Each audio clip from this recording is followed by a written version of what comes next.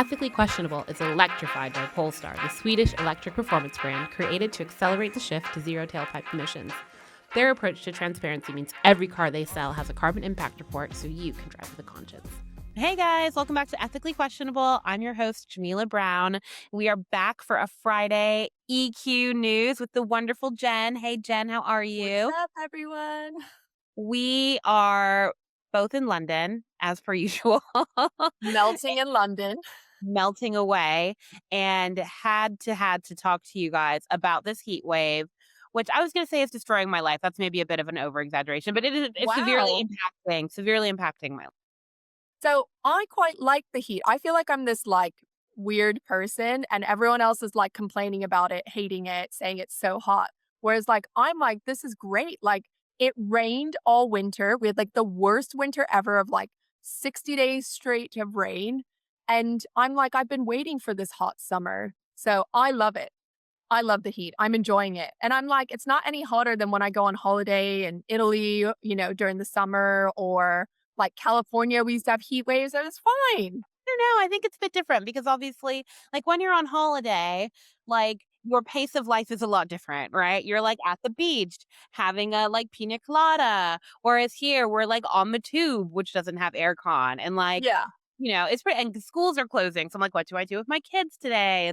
It's interesting. I was having a discussion with someone about the heat wave and how, the minute there's this heat wave, it kind of does disrupt transport and things like that, which then affects our economy, affects how many people go into work, how much work we can do, etc. So I remember, my husband has to go into the office and he was saying that people are like, oh, I can't make it in the office. It's too hot on the train. Can we work from home more, etc. Even though your home is still as hot as the office.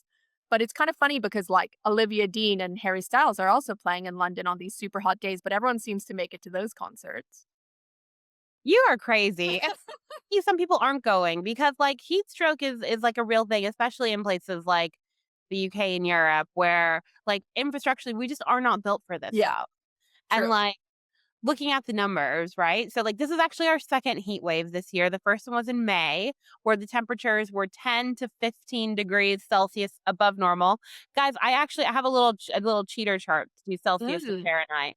So 15 degrees Celsius is an extra 60 degrees Fahrenheit of heat. Okay?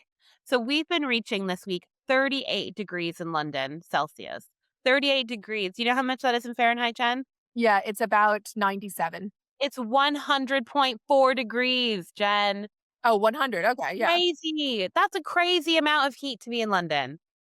I don't know. We're in a city. I don't think that's. Want to be in 100-degree heat on the beach in Florida. Do you know what I mean? Much less in the concrete of London. I mean, I like to be in that heat when I'm in Tuscany in Italy, but, maybe it's a little bit much in London Well, working. speaking of mainland Europe, so France has recorded a single day high of 45 degrees. Let me Yeah, just isn't it the hottest it's ever been? 113 Yeah. degrees in Palm France. Springs. I mean, it's like a desert, but it's It not. is. It is. It's crazy. But we should expect, don't you think we should expect more of this, right? Because, like, I know everyone's like, oh, global warming's happening and that's why it's hot. Global warming's not just about making things hot, right? Global warming is about extreme weather happening. So there's just going to be more and more extreme weather events. So whether in wintertime it's more storms or in summertime it's more heat or Mm. more extreme heat at once, these weather patterns aren't going to stop. Do you know? Well, I mean, yeah, 100%, 100% correct. Like, you and I both work in sustainability. We know climate change is here. It's not coming, Yes. it's here now, we're in it. Um, but what has been so fascinating to me this week is the commentary about it all on Instagram. So, Hmm. I prepared a few posts to share with you, Jen. Well, I'm very interested in this. So, in London this week, it's London Climate Action Week, amazingly. Yes. I think that this year, actually, I feel like London Climate Action Week is really, really popular this year. It Yeah, it's almost feels definitely like stepped up. back it feels like back in the day when we used to go to COP and it would be, full of buzz and energy. I feel like London is bringing that heat this literally Like, this week. literally. Okay. So, unfortunately The London School of Economics were planning to host an event yesterday for London Climate Action Week, talking about rising temperatures and extreme heat. But this event had to be canceled due to the extreme heat in London and it being unsafe for people to travel. Wow. Okay. Right. Okay. That is crazy. Crazy. Okay. Another one. This one's actually my favorite. So I was going to show you a second post, a Paris Fashion Week related post, which has since been deleted, actually. But My it, gosh. yeah, but it was from an independent magazine editor, or maybe like an online editor or something, who has posted an infographic of the temperatures in Paris and saying it's going to be 41 degrees in Paris this week, which, according to the chart, 105.8 degrees Fahrenheit. And he says, "Dear fashion brands and labels, it's extremely hot outside this Paris Fashion Week. Please consider providing Uber codes to independent editors as well as the big name ones. We don't have expense accounts. We don't have private transportation. So for us to be able to come to your shows in the extreme heat, we really need to be looked after with, you know, Hmm. private transport. We can't be expected to be on public transportation in this heat." Irony of this post, right, is Yeah. that number 1, fashion's one of the problems, right? I've just been holding my tongue, but yes, go on. Fashion is one of the problems. So it's not like he's saying, "Dear fashion designers, wake up, look at what's happening this fashion week." He's saying, "More please, but, like, include me, but include me more." Basically, what this editor is saying is that it's too hot to get to these shows, Yes. yet they still need to get to these shows where fashion is providing over like too many collections, too many producing too much clothing that like our planet can't even like handle what we have now. We're like literally drowning other countries like Ghana, for example. It Yet we want to still keep doing that and encouraging that. So let's contribute to global warming more and get an Uber. You know what gets me? He didn't even ask for an electric Uber. He was like he was like, "Send me a How diesel." dare he? Vehicle. And I don't know if you've ever driven in Paris, but it's very traffic filled. So that's a very Yes, yeah. slow emitting pace that you'll be crawling through. And especially if you've got the aircon on, right? So shame. Shame, shame, shame. All right. Well, moving on from the heat, Jen, I think you've got a story about the World Cup. Well, yeah, I mean, the World Cup, like, who isn't are you watching the World Cup? A bit, yeah. Okay, good. So I'm a huge sports fan, as Jamila knows. I never stop talking about it. So I watch like as many World Cup games as I can. But there's two kind of big pieces of controversy that came up in the World Cup this week. And they both are kind of related to women's issues. So I really wanted to bring them up on this because they are ethically questionable, both of them. So first is around Jeremy Doku. He's a player. He's a Belgian player. He also plays for Man City. And he decided to leave the World Cup to go to the birth of his first child. So his wife is having their very first kid, and he wants to go and be there for the birth. He felt that was really important. However, journalists from I'm going to probably pronounce this wrong because my French is so bad. L'Equipe, L'Equipe, I love it. and then responded to Doku and said, kind of asking him why would he do this. So her exact quote is, It's a woman who said this to him. Keep in mind, okay. You're living out a childhood dream, yet you're going to walk away from it to attend the birth of your child. A disgusting moment, if you'll pardon the expression, where the dad is completely useless. He holds your hand and takes a photo. Well, I mean, I think that any man who wants to be there for the birth of his child should be celebrated and applauded. Like, that's Agree. crazy. Um, Secondly, like, if he's an amazing player, which it sounds like he is, like, you'll have the World Cup again in 4 years and you'll have the Euro Cup in 2 years. So seems like he's gonna have more shots at this. Um, thirdly, he's already a little bit at the World Cup, right? So it's not like he needs to be there for the entire He's thing. not He's had leaving forever, like, yeah, popping out, popping back in. By the way, he has gone back. His wife had the baby, and he's coming back now, for Oh, the look at next that. game. He's already back. Okay, and And then yeah, fourthly, in terms of, like, being there to, like, take a picture and hold the wife's hand, it's absolutely crazy. When I uh-huh, gave to my last child, I actually was like, I mean, this is pretty graphic, but was like bleeding out a bit. And basically, for like hours and hours, John had the baby like naked on his chest, skin to skin, and was like giving her like the most amazing, like love and care. And actually, looking at them was the only thing that like kept me calm in that situation because that was a pretty like I mean, it was, like, almost life threatening what was happening immediately after the birth, and had John not been there, I'd probably be like, "Where's my baby? Da da da da da. What's happening with all this blood?" But, it would have been extremely totally. difficult. And even if it had been a perfect birth, you still want your partner there to support you, like, it's an Look, extreme there's still a lot going on. Yeah, I had very relatively straightforward births, and I mean, honestly, I can't imagine doing that, like, without my husband there by my side. Like, if you're given a choice, like, that's what you're gonna want, right? Like, I it's just yeah, so much to go through, like, the days so of much. labor, the whole process is insane, and to not have your partner there is unfortunate, you know? Also, what about him? Like, don't like you think men just like don't want to be there? Like they're excited for their first child to be born. Like it's just I think it's crazy to assume that, the choice he's making is wrong because he's playing the World Cup and they have a good chance. Like, yes, your career is really important. And I'm not saying that, like, if he had chose not to be there, like, that would be a bad choice. What I'm saying is that it's his personal choice. He sees this as one of the most important moments of his life that Yeah, he cannot redo.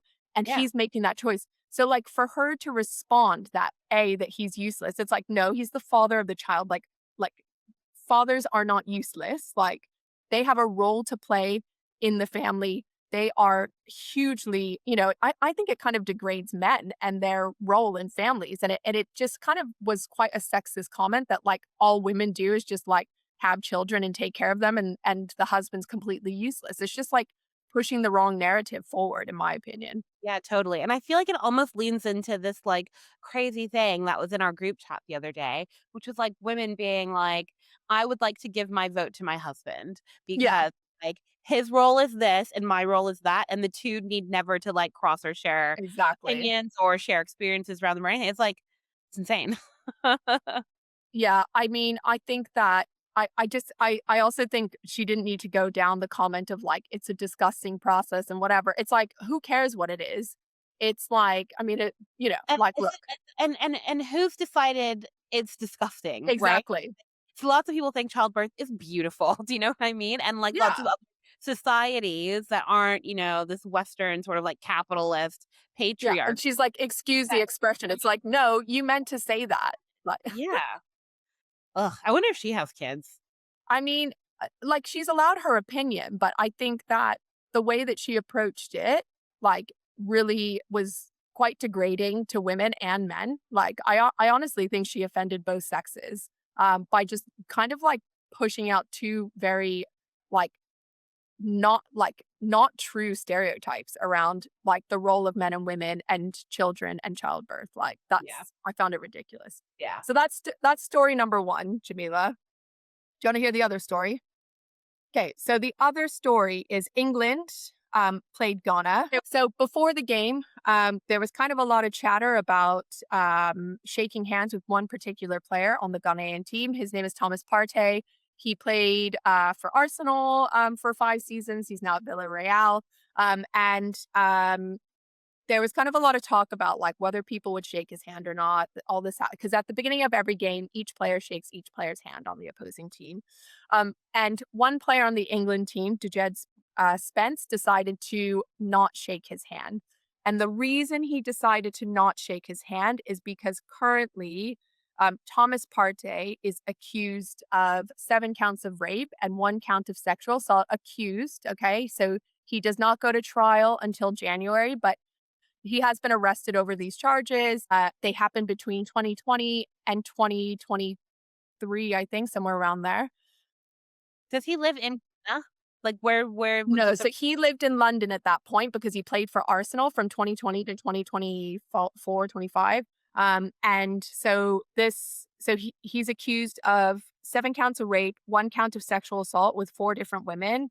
And although he has still been allowed to play in his professional career because obviously he's innocent until proven guilty, which I understand. He I don't think he lives in London anymore because he now plays for Villarreal and La Liga. Um, but yeah, so Jed Spence decided not to shake his hand, and there was kind of this eruption of like opinions on, should he have shaken his hand because it's like a sportsmanship thing that they do before every game that everyone shakes their hand and it shows good sportsmanship with the other teammates, or does he, was he not was he right, but should he be okay? Should we all be okay with him not shaking the hand? So, what's your feeling on it? Yeah, I think totally fine to not shake someone's hand if you don't want to. I Yeah. think that this guy, this person, who I appreciate is only accused at this point, right? So this is all, I guess, alleged or whatever. Yeah. I think that he's getting off pretty light because I feel like in the States, when people get, like, sports people get accused of sort of serious things like this, they get suspended until it's figured out. So this is a lot of the talk around this. So there was kind of controversy around how Arsenal handled the situation, whether he still should have been playing. Then he gets, obviously elected for the team, his national team in Ghana. So there's a lot of kind of controversy about whether he should or should not be played. The other thing that happened to him is that he didn't play the first game. It was in Canada, and Canada denied him entry. They denied him entry because when you apply for a visa, you have to they ask you a question, have you been arrested or convicted of a crime or whatever? And he's put no. And then they obviously were like, well, we know you have been because it's like all over the news. And so they're like, you're denied entry. So he wasn't at the first game, but then the US allowed him entry. So so it was all fine. But I personally, from my opinion, I think that, I think sports holds a huge, huge stage for like good conduct and equality and, putting, that's a huge stage for putting positive messages out in the world for children. I think Jed Spence actually standing up for something, standing up for his values and his beliefs and not shaking his hand is like a message that like we all can take, that like, just because like the world and, maybe the world is telling us we need to do something, we don't always have to do it. Kind of reminds me of the whole like NFL take a knee moment. I think that it's really, really important that we respect sports people that are, that are standing up for something and showing the world that it's okay to have values and an opinion. Yeah. Yeah, I really, really hear you. And I really agree with the idea of like, if you don't want to shake someone's hand, you don't have to. Like Yeah, that, like 100%. it's But boundaries. the only thing that I'm a little bit like resistant on maybe is like taking a knee. I feel like this is, you know, a statement, a protest Yeah, against a huge proven national system, right? And in this instance, this is like an individual, and like I don't know anything about this case, right? Maybe it's like pretty obvious he did it, you know what I mean? Or maybe I don't know, you know what I mean? But I think in that instance, like, yes, totally fine to like not shake his hand, of course, but I don't know if it needs to become such a big, huge story yeah. because it's about one person and one other person versus, like, bigger systems. I feel like these bigger systems are being, like, pushed onto these 2 individuals when maybe these are not the best examples of So people I mean, highlight that. like, yeah, and the thing is, the thing I found interesting was like kind of the aftermath of this. So then I saw, John Terry and I think another commentator were on with Pierce Morgan, and I watched a video of Pierce Morgan asked them, what would you do? Would you shake their? It was John Terry and another footballer, I believe. Would you have shaken Partey's hand or not? Like, what do you think in this situation? And John Terry went on this kind of big thing about how it's all around sportsmanship and like, it's all about respect to everyone playing the game. He's only been accused, blah, blah, blah. And he's like, I would have shaken his hand. And I get that. Like, everyone's allowed their own opinion. However, like, I think the fact that people are now kind of going afterwards and saying like, "Oh, he should have shaken his hand." I'm like, I just don't agree with that. You know, Yeah. like No, I don't agree. I think he should have his own choice. Like, if he believes this is not, this is not a person he wants to shake hands with, I think they just leave it. The other interesting thing that came out of it is that they kind of cut away when he didn't shake his hand, but then they like covered it in news and stuff like that. So on the actual on the actual like live game, they kind of cut away, kind of knowing it might happen. But then at the end of the game, at the end, they kind of commentate on basically how badly like England should have scored and they did it and all this stuff. So they did all this commentary. And then at the very end, what I really liked is that Gabby Logan like just gave the facts around the situation. And I think that was really important. So like everyone kind of knew the story of like him, Jed Spence not shaking Partey's hand. And at the end, Gabby Logan explained like there is context around this. Just say he has been accused of 7 counts of rape and 1 count of sexual assault, and he's due to appear in Southwark County Court in January or February 2027. And so I just thought that normally, like within sports commentating, we just sweep that stuff under the rug. I feel like we're not actually honest about like those kind of big issues that are happening. And there is a big issue in sports around consent, involvement with women, womanizing and misogyny. Like, we can't deny that, especially in most male sports. Like, I know someone who worked in rugby, and basically every year, every single person has to go through consent training, I think like twice a year. Consent training. So, like, it is, there is an issue around this, and I think it's important that they're kind of bringing it to the table. Yeah. I think I feel really like, yeah, I've got some weird feelings about this one, which I think I need more time to process. I It's a just need difficult one. my feelings on this because, oh, I don't know. I mean, it's good to have these conversations, but then it's also like they're so fragile, these specific ones, Yeah. that like it just makes me like feel that they should be resolved a lot more quickly, Yeah. basically. You know I what I mean, mean? interestingly enough, he's not the only player that was accused of rape. There's also a player playing for Japan, but he solved his issue. They did an out of court settlement. It's quite known that he did quite a large payoff, and then that kind of Right. went away. Gross. Gross. Gross. But it's like, I think the system is flawed, it's a problem, and I think I don't think it does anybody, and definitely not our society, a service for these processes to take this long.